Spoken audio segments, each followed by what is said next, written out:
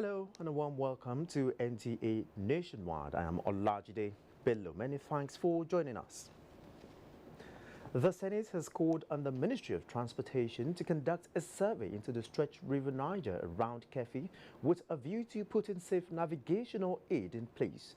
The resolution followed a motion moved by Senator Bala Ibn Ala Kebbi South in incessant both mishap and loss of lives in Yauri end of the River Niger. Senator Ibn Ala stressed the urgent need for federal government intervention. Towards preserving Nigeria's identity and natural heritage, a bill for an act to amend the National Flag and Coat of Arms Act of 2004 has passed second reading. National Assembly correspondent Dennis Adegule reports that this was during the House of Representatives plenary, where members agree that punitive measures should be put in place to discourage increased defacing of the national flag. The import of this bill is to ensure that we respect our national symbols. A bill for an act to repeal the Miscellaneous Offences Act 2004 also passed second reading. Have not been captured under the criminal code. Allowing this particular law, Mr. Speaker, dispute police, is like we are having two sets of rules, and I think it's good for us to harmonize. A comprehensive report on today's plenary will come in our subsequent bulletin. Now, experts have argued that unless Nigerians take deliberate steps to ensure the elections in Nigeria are less controversial and volatile, the recommendations of the Constitution and Electoral Reform Committee recently submitted to the federal government and previous ones will not make any difference. The guests were discussing the proposed reforms suggested by the Committee on NTA's flagship program, Good Morning Nigeria. Abdulmalik Adio reports. We must consciously work the democratic system. When President Muhammadu Buhari assumed power in 2015, he did not hide his desire to improve the electoral system in Nigeria and make it more credible. About 2 years later, the journey towards achieving his vision has made appreciable progress with the submission of the report by the Constitution and Electoral Reform Committee led by former Senate President Ken Inamani. Guests on the program welcomed most of the submissions of the committee, particularly the unbundling of the Independent National Electoral Commission, INEC. I agree that yes, the electoral umpire ought to be independent because that's one of the fundamentals for credible elections. But in order to have good management of the election process and good investigation and prosecution of electoral offenders, we recommended that there should be established the Political Parties and Electoral Offences Commission. They addressed areas such as independent candidacy, diaspora voting, cross-carpeting, and the use of technology in elections, saying that the cooperation of all stakeholders, particularly politicians and political parties, is key to any reform. It's not about the functionality of our law. It's about that culture. And for us in Nigeria, our attitude towards politics, this zero-sum attitude and the do-or-die approach that we adopt in our politics is what's responsible for where we are. What is remaining is for civil society groups, political parties, and all the critical stakeholders in this country to push to see that some of these recommendations are dealt with by the appropriate organs of the National Assembly and the State House of Assembly and by the President of the Federal Republic of Nigeria. What is left is for us Nigerians to make sure we follow the recommendations made to make sure that we embrace peace. Viewers who joined the program via social media platforms agreed with the guest that strict adherence to existing laws governing elections and penalizing offenders is the way to ensure that the quest for endless reform is contained and democracy is consolidated in Nigeria. In Abuja, Abdulmalik Adio, NTA News. Now to some judicial matters. The Supreme Court has adjourned hearing in the PDP Leadership Crisis case to the 25th of May when it will hear arguments on 4 motions before it. This is the outcome of a Thursday's hearing where counsel to Alimadu Sheriff sought to shoot down the appeal before the court. Judiciary correspondent Femi Okewu reports. It was a continuation of the fireworks that greeted the first day of the Supreme Court's hearing about a month ago. But this time, it was frontally confronted by Lateef Fagbemi, counsel to Ali Modu Sheriff, who told the panel of 5 justices of the Supreme Court that the PDP was not interested in any appeal. His position was that if anyone wished to appeal the decision of the Court of Appeal, he had no authority to come in the name of the PDP, which, he said, only Ali Modu Sheriff could authorize. The McAfee faction is an unknown body for purposes of the appeal that was filed in this case. If the McAfee faction feels strongly about appealing, they can take out appeal in their name. Nobody is saying they cannot do so, but you cannot use the party. Once you have a decision by the court, it takes effect immediately. I mean, it's like somebody uses your name to file a suit in court, and you get to know, do you keep quiet and say, oh, let him continue? Counsel to the appellant, the McAfee arm, Wale Olanipekun, were in no mood for such arguments now. As far as they are concerned, they had an inalienable and constitutional right to contest the Court of Appeal's decision, and so they brought before the court 2 motions, one particularly seeking a restraining order. Because the motion was already overtaken by events, the respondents had filed their own brief, so there was no need for us to be asking for the appeal to be heard on our own brief.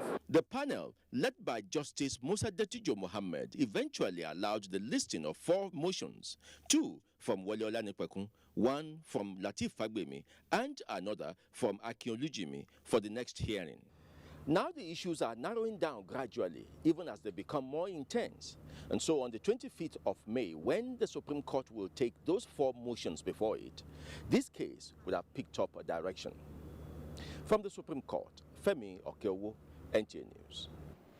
With the announcement by the federal government to award 54 billion naira contract for the construction of the Aba-Odukpani-Calabar Highway, the Senior Special Assistant to the President on National Assembly Matters, Senator Ita Inang, says the people of the Southeast and South-South will remain eternally grateful to the Buhari administration for the dualization of the federal highway.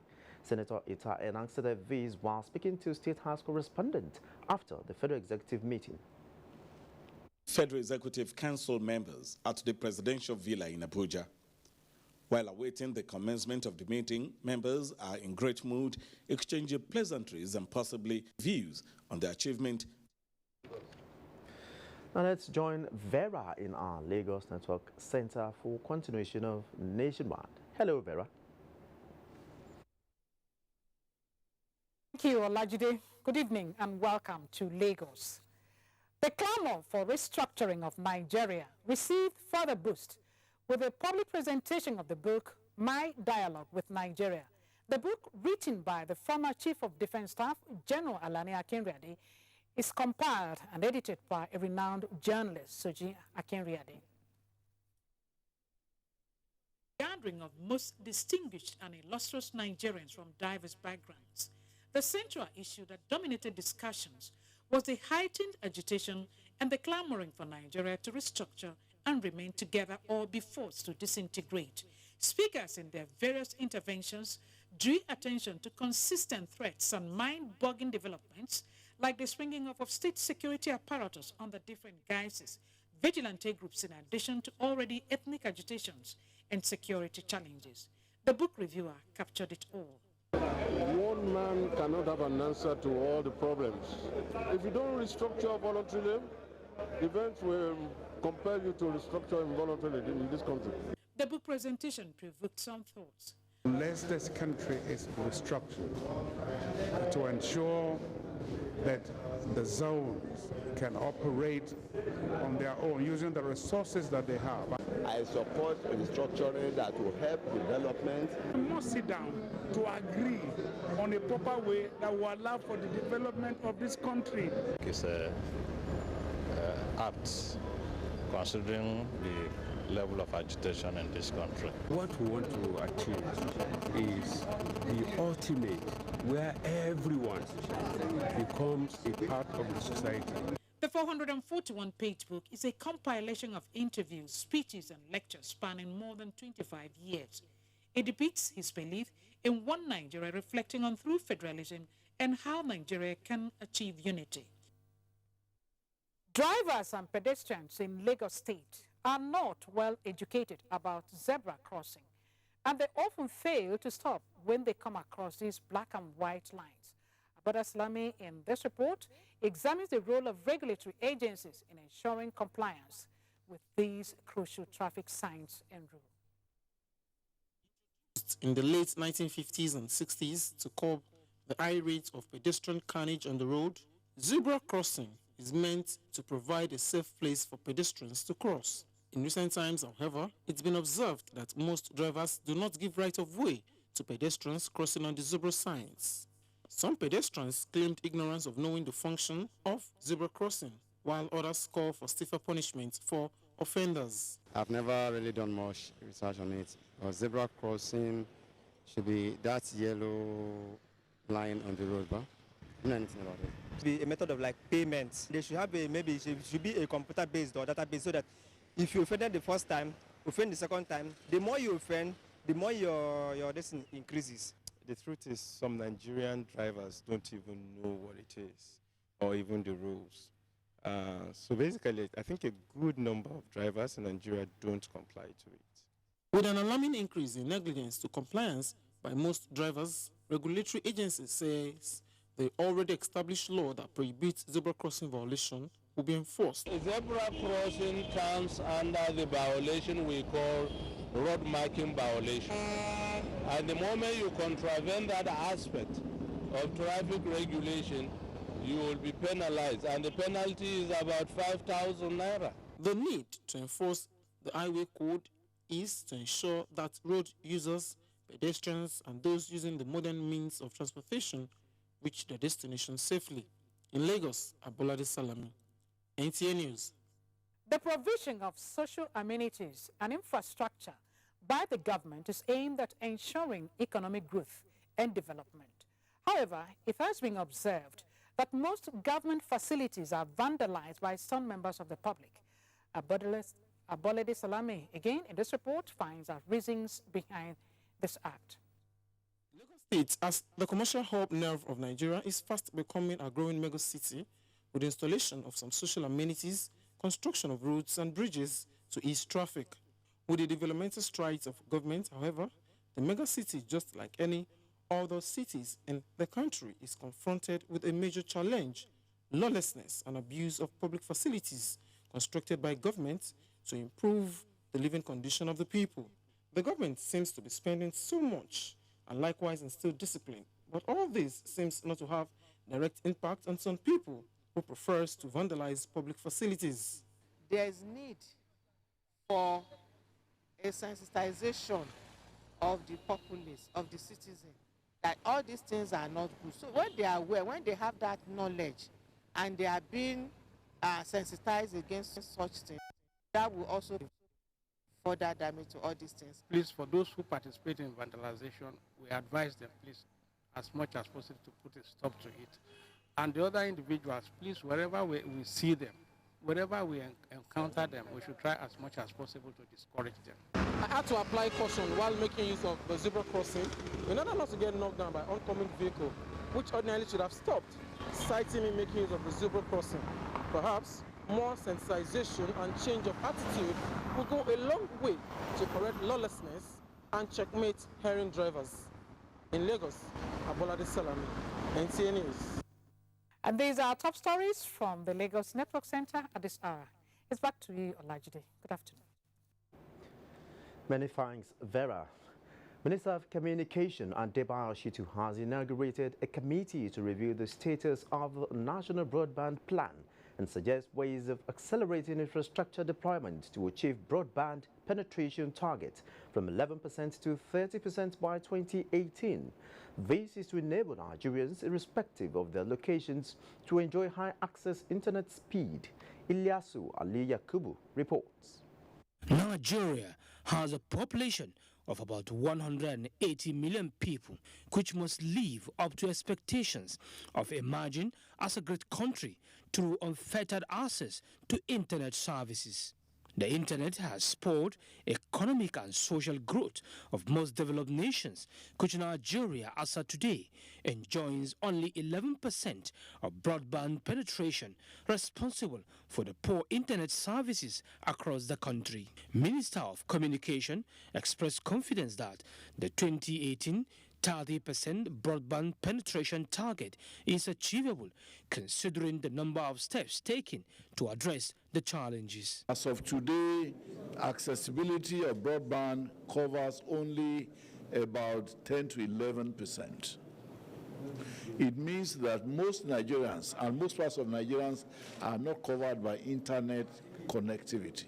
Our target as a government is that by year 2018, we must jump frog from the 11% connectivity that we have now to about 30%. Aside inauguration of the committee, the ministry is also collaborating with relevant MDAs, states, and corporate bodies to secure and improve operational environment, reduce cost of infrastructure rollout, to improve on the security of installed equipment and facilities. In Abuja, Ilyasu Aliyakubu, NTA News.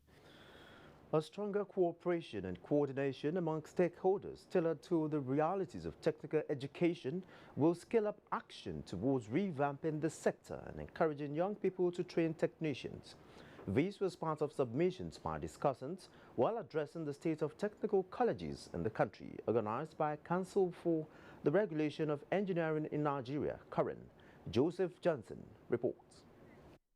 Concerned about the insufficient number of indigenous technicians and craftsmen in the engineering sector and the attendant consequences thereof to the nation's economy, these stakeholders are strategizing on developing a roadmap to revive the technical manpower development the country deserves. Messages delivered by representatives of ministers and governors, as well as relevant bodies, consented that technical education reform is urgently required. We have identified the problem. Now we want to see what are the solutions. We want to have the short-term, mid-term, and long-term solutions. But in all this, we need government intervention because there are a few, one or two institutions owned by the private sector, but those ones are training people purposely for their industry. But we need the larger scale training, which is only government that can do. We will be willing to partner with them to make sure we make progress because it's for the entire country. It's not just for engineers. We have to think about how to change the system altogether. Technicians are very important in any economy. The technical colleges, which have been put at 300, have decayed. The way forward is to resuscitate the whole thing. A communique is expected at the end of the workshop. Joseph Johnson, NTA News. The Rivers State government has banned the operation of 1,866 illegal private schools in the state. This is equal to a directive by Governor Nyesom Wike to ensure standard and quality education. Kingsley Yamajiri reports. To actualize its renewed drive for sustainable qualitative education in the state government is not only embarking on infrastructural revamp in the sector, but also issued new policy directive which ban unregistered and unapproved schools from operating in the state. Commissioner for Education, Professor Kaniye Beku, said the schools banned have not met the criteria for operation, noting that the state government places high premium on standard.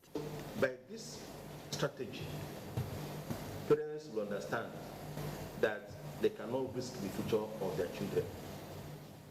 We will not allow you, and of course, approved private schools will not, they used to, but they will no longer want to cooperate with unapproved schools because they risk losing their license. And so you will expect that naturally, unapproved schools will naturally fizzle out. He emphasized that the schools will cease operation with effect from September 2017, assuring that the Ministry of Education will ensure effective enforcement. Why this decision by the Rivers State government to ban these illegal and unregistered private schools in the state has generated mixed reactions from key stakeholders. The government insists that its policy is to ensure quality and standard in its school system. In Port Harcourt, Kingsley Amajiri, NTA News.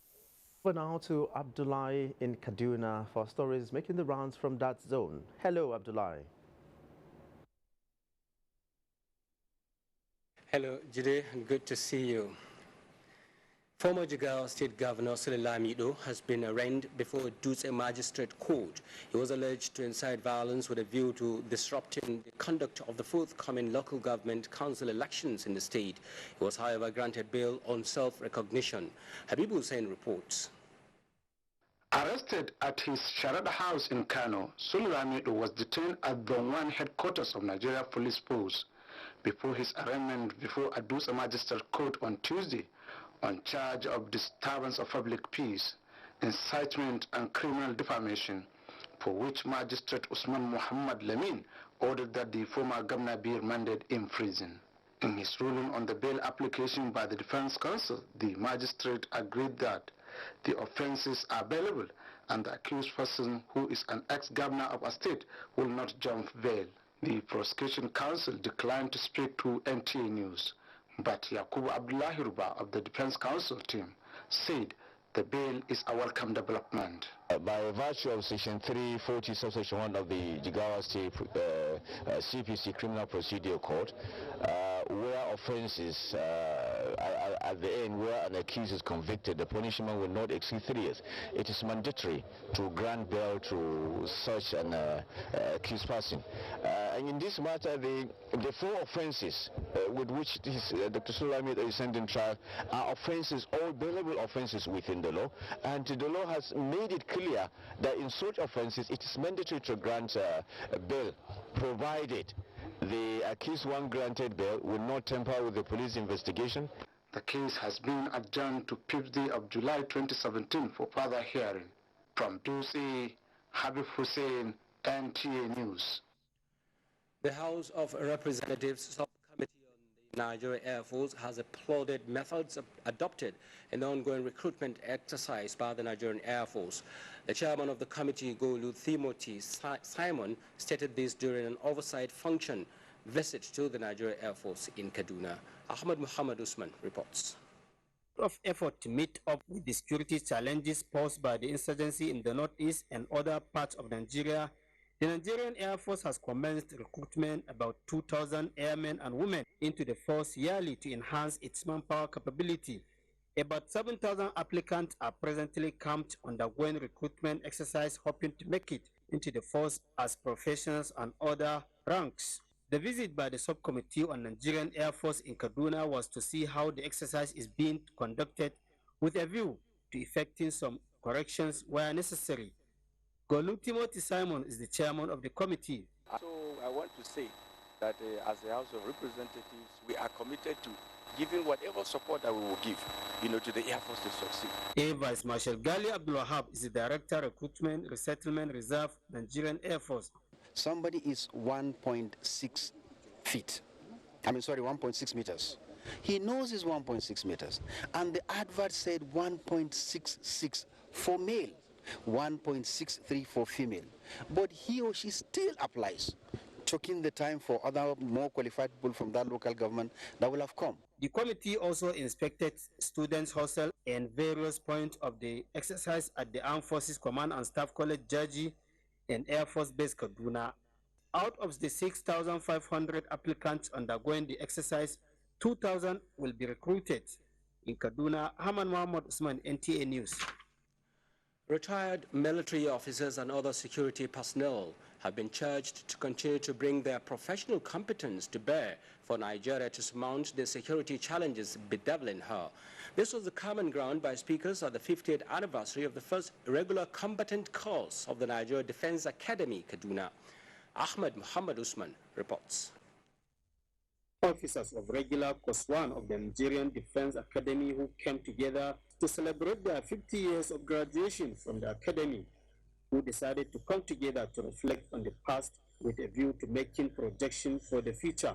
Issues relating to how the academy can do better in the training of military personnel in tune with global best practices and need for synergy between security agencies in the country for the betterment of the country were raised, with those in attendance restating their commitment to help in the actualization of such. Lieutenant General Salih Ibrahim, retired, is the chairman of the forum. We thought the best way to celebrate it is to have a lecture discussion such as we're just ongoing now, to look at the NDA itself from its past, the present, and what do we expect of the future of the NDA. What kind of officer cadets should they be training, or officers should they be churning out after 4 or 5 years here? When I mention participatory citizen security, without the participatory citizen security, there's no way you can tackle terrorism. To commemorate the period, solar-powered borehole and 1 block of 6 classrooms provided by the Nigerian Defense Academy were inaugurated at Mando and Government Secondary School Apaka to boost the existing civil-military relations with host communities. In Kaduna, Haman Muhammad Suman, NTA News. And that report ends nationwide. From Kaduna, it's back to Abuja, where Jide is standing by with more reports. Jide, over to you. Thank you very much, Abdullah, there in our Kaduna Network Center. 3 female suicide bombers attempted to attack a military outpost, popularly known as Guantanamo, along Muna Garage C Company 195 Battalion. They were sighted trying to gain access to the premises and were shot by the security, leading to detonation of their concealed explosives, which killed all 3 of them and injured 1 of the security personnel. The cops were evacuated to Kaduna State Specialist Hospital by NEMA and BOSEM emergency response teams. Evolving a robust strategy to raise public awareness on the importance of accessing satisfactory service delivery in government establishment took center stage at a media parley between management of Servicom and editors of news outfits held in Abuja. The maiden edition of the Editors Forum was presided over by the newly appointed National Coordinator of Servicom. Fatima Aliu reports. The meeting, which attracted editors from both the print, electronic and online media outlets, seek to chart a new course in the awareness drive of service delivery initiative of Servicom office. It's also aimed at making effective service delivery a national discourse, as well as the need for citizens to demand for quality service as their constitutional rights. Servicom's role as an engine for service delivery initiative is to ensure that we educate enlightened citizens to enable them take informed actions and make informed decisions and the right choices at different service windows. The media practitioners provide a leeway to achieving these noble objectives.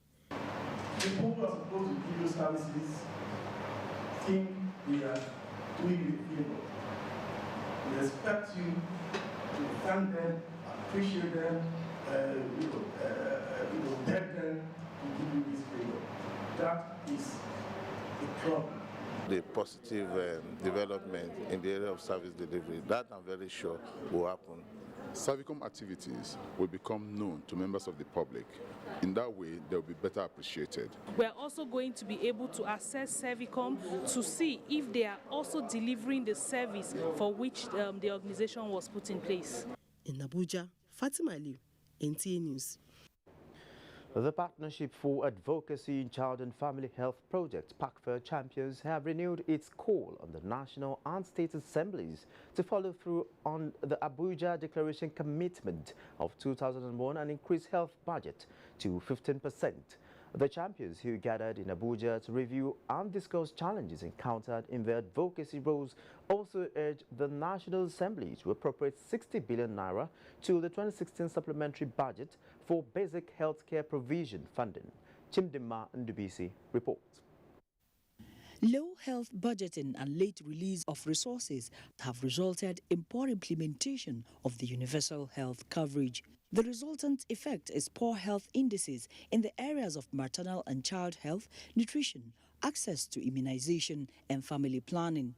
That was why in 2015, the Partnership for Advocacy in Child and Family Health, PACFA, inaugurated champions to scale up advocacy on budget increase and timely release of funds for the health sector at all levels of government while carrying along the private sector.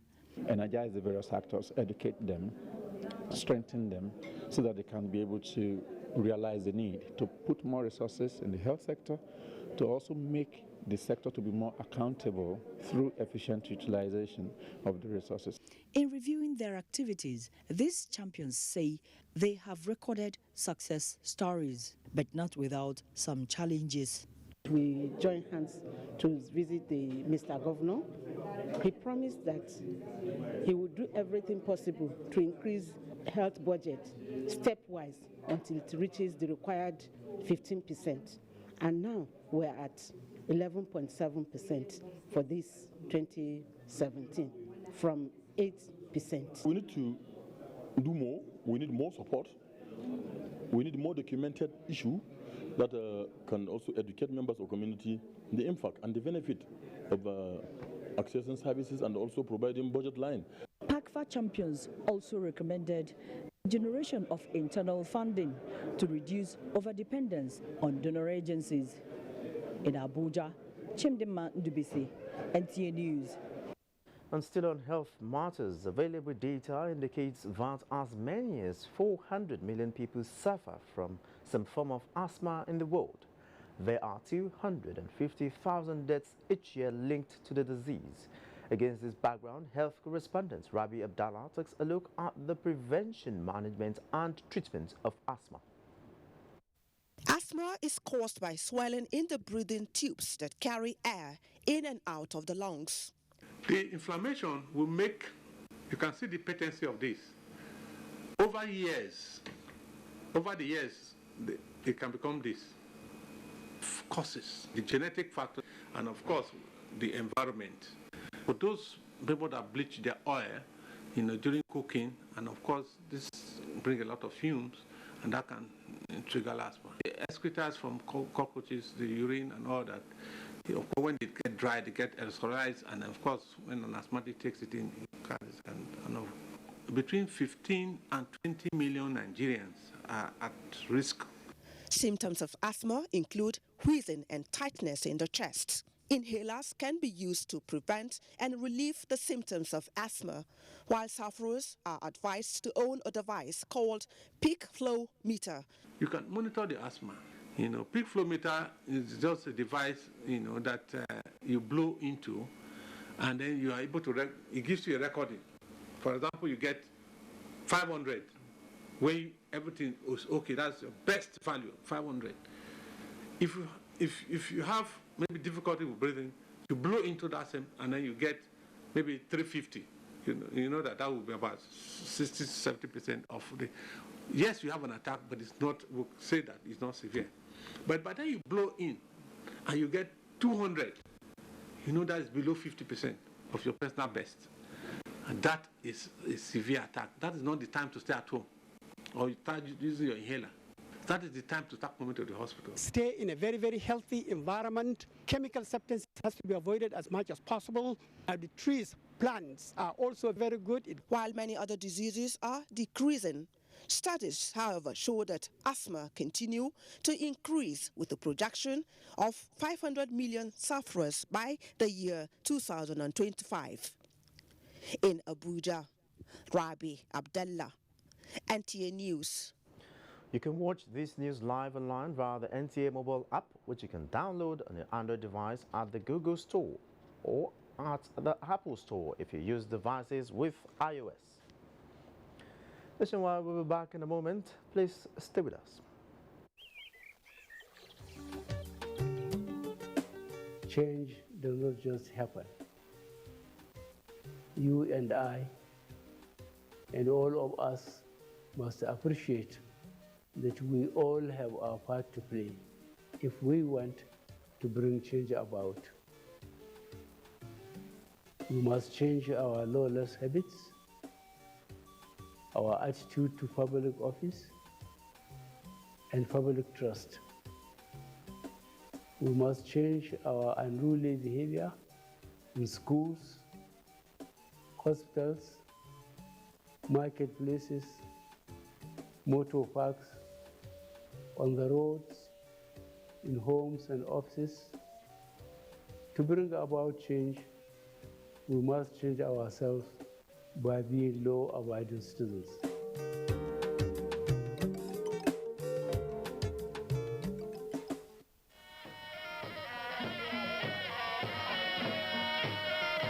His Royal Highness the Emir of Dutse Alhaji Dr. Nuhu Muhammad Sunusi CON invites the general public to the Tabanin of Alhaji Nasir Haladi Dano as Dang Amanar Dutse on Friday 5th May 2017 by 10 a.m. at Emir's Palace Dutse, Jigawa State. A special dava will come on Thursday 4th May 2017 by 4 p.m. at Dutse 8 ground. Special guest of honor, His Majesty Professor Theophilus Prince-Will CFR, Amanyanabo of Kalabari, Royal Father of the Day, Ova Adeye Enitan Oguwusi Ojaja II, Oni of Ife. Chief Host, Alhaji Muhammad Badara Abubakar MON MNI, Governor, Jigawa State. Governors, members of National and State Assemblies, ministers and other important personalities are expected to grace the occasion. Announcer, Organizing Committee.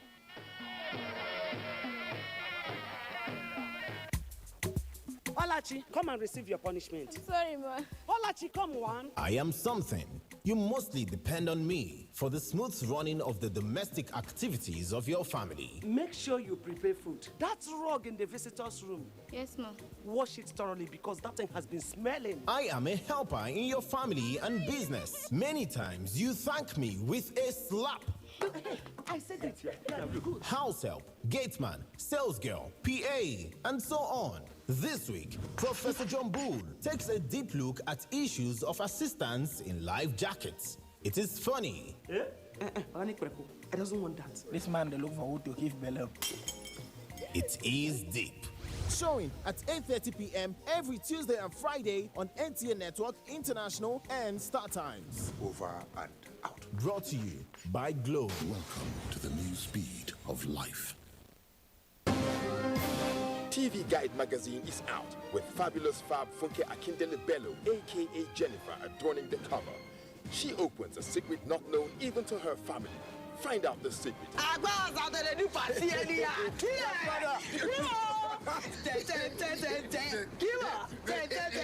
NTA turns 40 this year. The challenges, the emerging trends in broadcasting, and the way forward. Weekend Dealer 2. Meet the team behind the biggest deal on NTA. Is food still the way to a man's heart? If not, what else? This edition is hot and juicy. Meet your star faces on screen. Entertainment, fashion, young minds, social media, and great personality. This is idiosyncratic and heterodox. Yeah? Yes, Professor John Bull is on the radar. Find out what makes this program the rave of the moment on NTA Network, and for the prof, over and out. TV Guide. Ask your vendors or book your copy at every NTA station nationwide. TV Guide. Still your indispensable companion.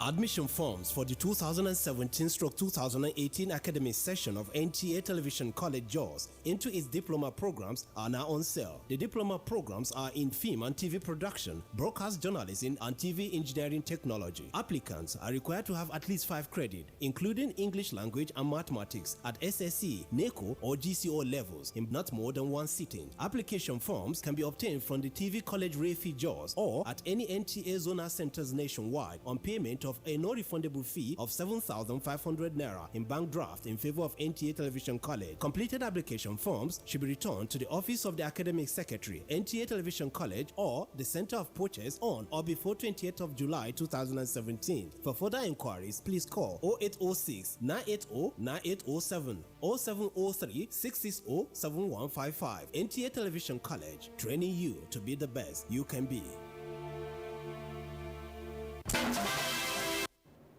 Many thanks for being there, and if you're just joining us, this is NTA News Nationwide. Benin Network Center is next on our lineup with Ogochukwu standing by. Hello. Hello, Lajide. Good afternoon. Thanks for joining us.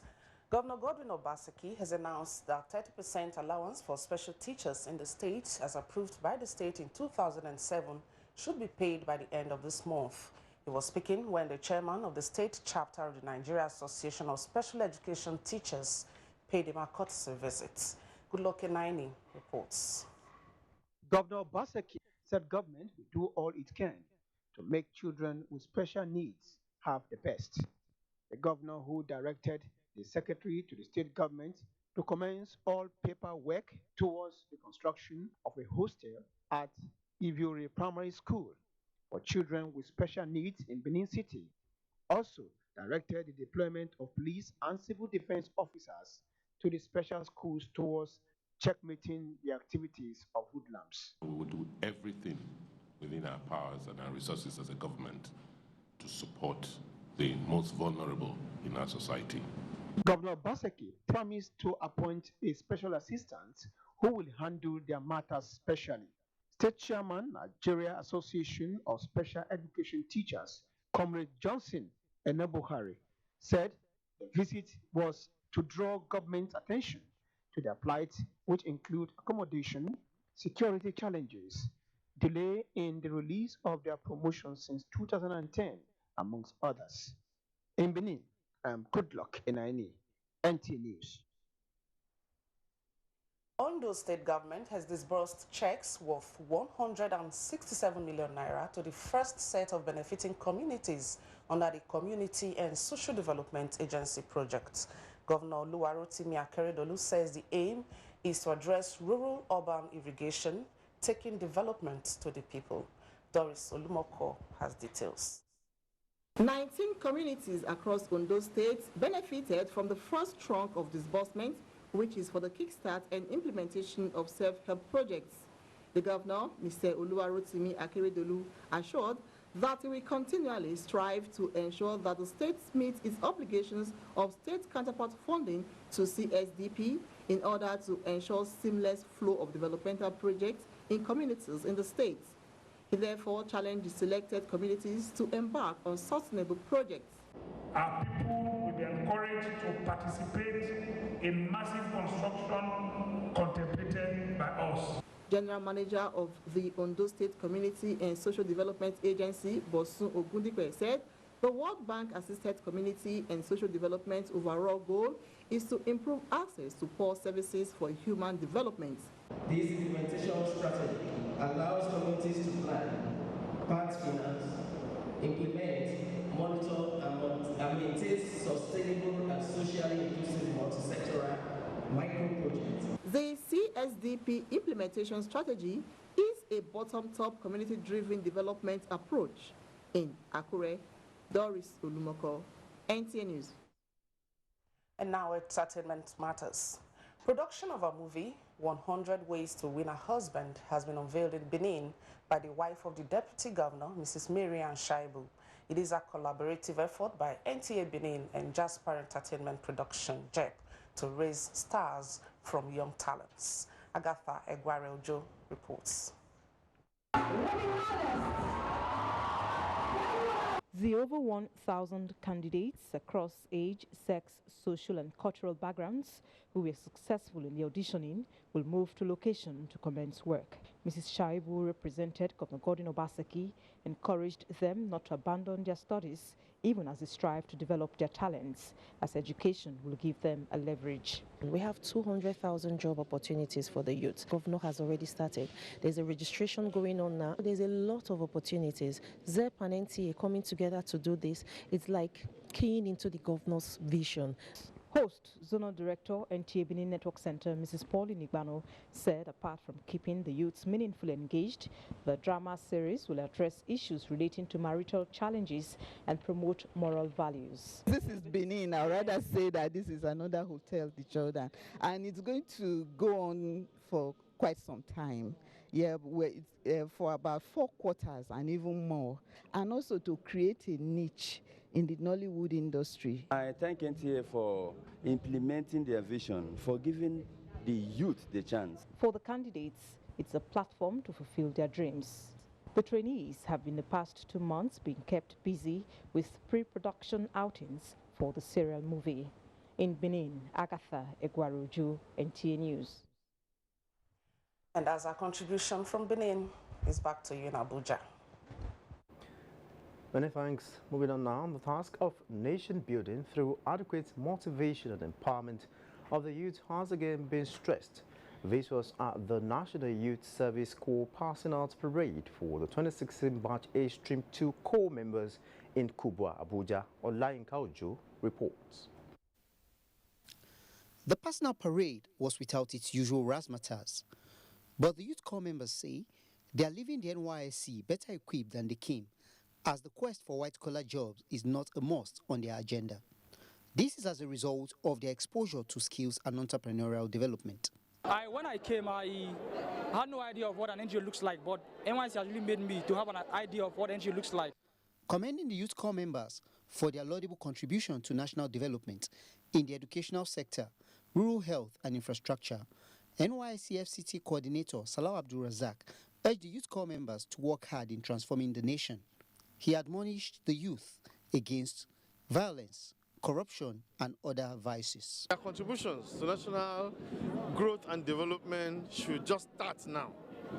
What they have achieved during the service year should just be the foundation, which they will build upon. Over 3,000 youth corps members participated at the just concluded NYSC 2016 Batch A Stream 2 exercise in the FCT. In Abuja, Olayinka Ojo, NTA News. Meanwhile, the Federal Capital Territory Administration has expressed commitment towards building the territory's proposed NYSC permanent orientation camp in Kwali, as facilities in the current camp in Kubwa are overstretched.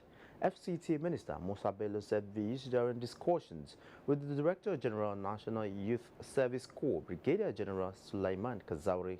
Mitaire Yikpen reports. The FCT minister attributed the infrastructural and logistics challenges being experienced at the Kubwa NYSC orientation camp to the high number of youth corps members posted to the FCT. He said the FCT administration will upgrade facilities in Kubwa, pending the eventual relocation to the permanent camp in Kwali. We'll look at the present state and see what can be done. So ultimately it's for us to move to the new permanent site before it also gets overwhelmed with urbanization in many years to come. The NYSC Director General thanked the FCT Minister for the completion of water reticulation project at the Kubwa camp and appealed for more facilities and vehicles for staff at the camp. The NYSC FCT has no permanent secretariat, and even the present temporary office is grossly inadequate. The FCT administration promised to support the NYSC as a veritable instrument of nation building. In Abuja, Mitaire Yikpen, NTA News. As Nigeria joined the global community to mark World Press Freedom Day, concerns have been raised on the imperative of full protection and guarantees of the press towards promoting the goals of a just and fair country, sustainably driven on the path of growth and development. Hamza Musa Makarfi reports that beyond the day, practitioners also ask questions on improved welfare packages. Globally, the press encounters extreme situations by way of inhibitions to practice, compelling journalists to abandon their cause or even pay the supreme sacrifice. About 2 weeks ago, a Bayelsa State broadcaster was killed. He had the name, the famous man, a radio. Figures by Reporters Without Borders show 8 journalists shared a similar fate, as 197 were imprisoned in 2017 worldwide. On World Press Freedom Day, I call for an end to all crackdowns against journalists, because a free press advances peace and justice for all. When we protect journalists, their words and pictures can change our world.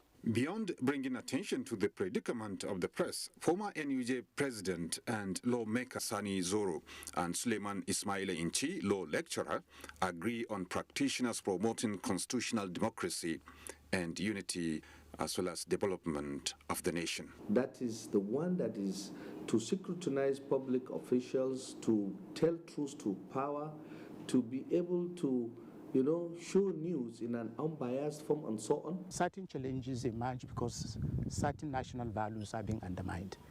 So it is for the press, as a very critical institution, to identify those national values that form the foundation of our nation state and continuously remind our leaders and our followers that, hey, we are a society built on certain fundamental values, and we can't afford to undermine those values. While practitioners appeal to authorities on the entrenchment of free society, they also raise issues on welfare. To call on the federal government to ensure that it provides security for practicing journalists. We have some professions that you can't even play with their welfare. There should be a special kind of arrangement for those who do the kind of job that journalists do. The government expects partnership, friendship, and understanding. It may not be coming all of the time from all of the directions, but our expectation is that for a very long time, Nigerians have yearned for a government that is caring, that is not a thieving administration, a government that is socially concerned. The way to know a society is free is whether its press is free or not, according to American statesman Alexander Hamilton, and this may just sustain an international appeal as the press continuously navigates the terrain of its practice. Hamza Musa Magalipi, NTA News. Seasonal rains in Somalia raises high hopes for good harvest. These and more on Global Tidbits with Talatu Ezrike. Talk of Somalia, and what readily comes to mind is drought. These aid officials and residents say will be in the past with the heavy seasonal rains that have started. The rains will allow farmers to plant crops as well as grass for the livestock that sustain the country's nomadic families. Similarly, Zimbabwe's President Robert Mugabe has assured of his country's bumper harvest as he stressed that Zimbabwe was not a fragile state but a force to reckon with. The president and his party strongly believe the economy has been undermined by Western powers.